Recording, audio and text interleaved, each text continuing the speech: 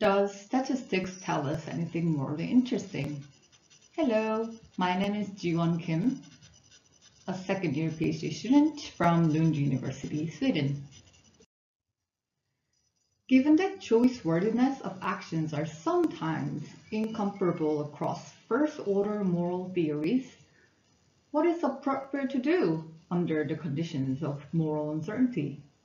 William MacAskill, Christopher Bickervist, and Toby Ord, I'll call them MBO henceforth, argue in their book, Moral Uncertainty 2020, that if the moral theories are interval scale measurable and incomparable to each other, variance voting is the best method to give moral theories an equal say. In this video, I'll argue that their method is inaccurate. Section 1. Variance voting. MBO offer a method to compare the degree of choice-worthiness functions from different moral theories. If the decision maker has non-zero credence in moral theories that are interval scale measurable and non-comparable to each other, they argue that one should use variance voting. Here comes a definition. Variance among moral theories is the average of the square differences in choice-worthiness from the mean choice-worthiness. Normalizing the theories by the mean, variance voting treats the choice-worthiness variance as the same across all moral theories. They argue that variance voting is required for theories to have equal say. Equal say is characterized in terms of no say. Given two options, A and B, a completely uniform theory assigns both options equal values. The uniform theory is indicated by this line. A completely uniform theory, they say, according to which all options are equally choice-worthy, has no say at all. It never affects what's appropriate to do. Giving theories equal say is, according to them, treating them as having the same distance from the uniform theory, because otherwise Theory 1 will have more say than Theory 2 and Theory 3 in virtue of the fact that it is located a bit far from the uniform theory.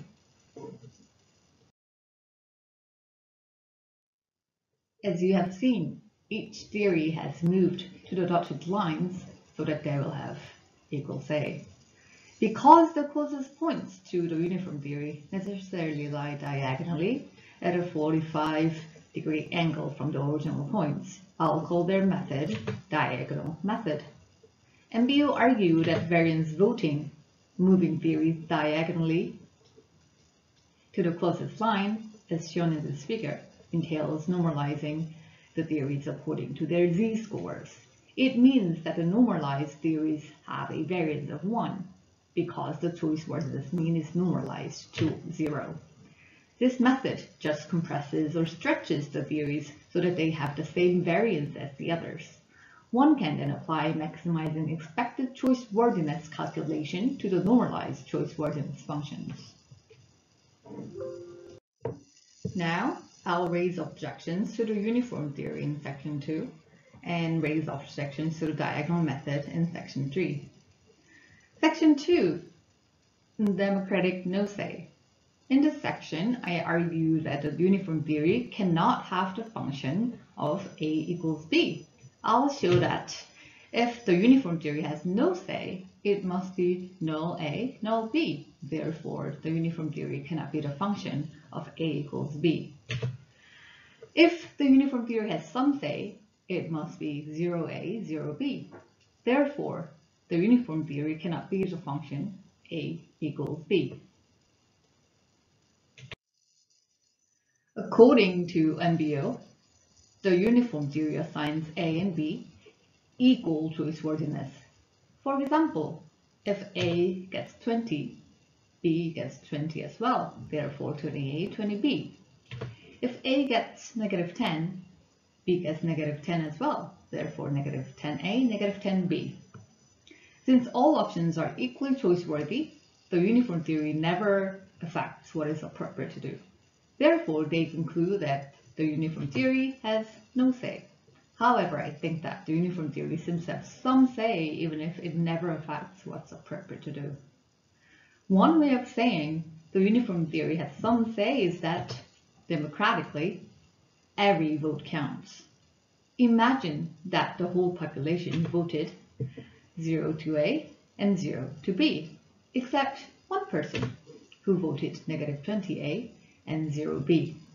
The majority had a say even though the whole population will choose B.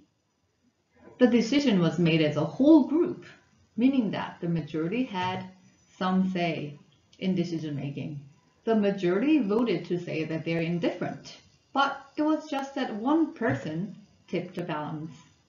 Had the majority refused to vote, let's say no A and no B, then the whole population might still choose B, but here the majority had no say. Now that I have argued for the point 1, I'll argue for the second point.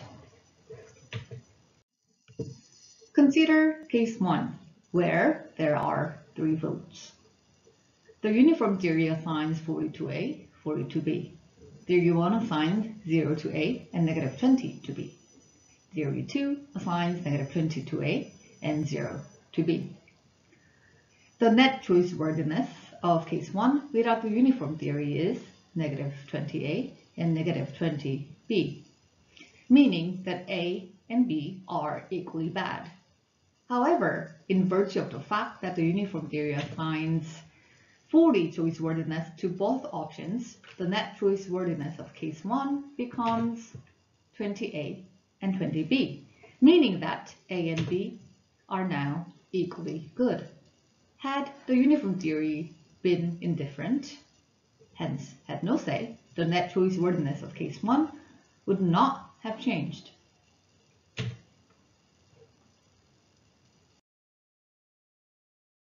Case 2, where the uniform theory assigns 20 to A and 20 to B, while the other theories stay the same.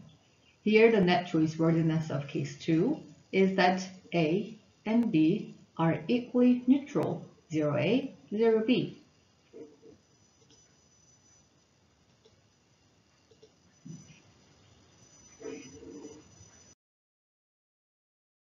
Now compare case 3, where the uniform theory assigns 0 to A and 0 to B, while the other theories stay the same.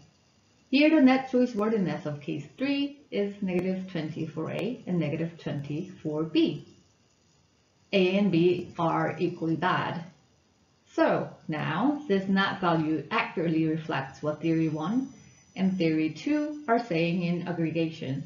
This result tells us that if the uniform theory is supposed to be indifferent, it must be 0A and 0B, so that the uniform theory would not change the net choice worthiness of A and B. Therefore, I think that the uniform theory cannot be the function A equals B. In this section, I argue that even if the function of the uniform theory turns out to be A equals B, the diagonal method is not a valid method to give theories equal say. Even though the geometric visualization of the diagonal method shown here is very helpful, this visualization inaccurately represents variation in standard deviation. According to MBO, the closest diagonal line represented by the dotted lines has a variance 1. Then the function of the dotted diagonal line right here is A equals B minus √2, and this one is A equals B plus √2, applying the Pythagorean theorem. Taking what MBO say at face value, then any point that lies on either of the dotted lines should have the variance 1. However, I believe that this is inaccurate. It is true that the geometric distance between the uniform theory and the dotted lines is 1. It seems like the variance and the standard deviation is not 1, as I have calculated. On the other hand, if these points are standardized according to the z-score, then the points cannot be moved to the closest line. Rather, they're moved like this. Therefore, MBO is faced with a dilemma. Either the points should be geometrically moved using the diagonal method, or the points are standardized according to the z-scores. Diagonal method and the z-score standardizing are not compatible.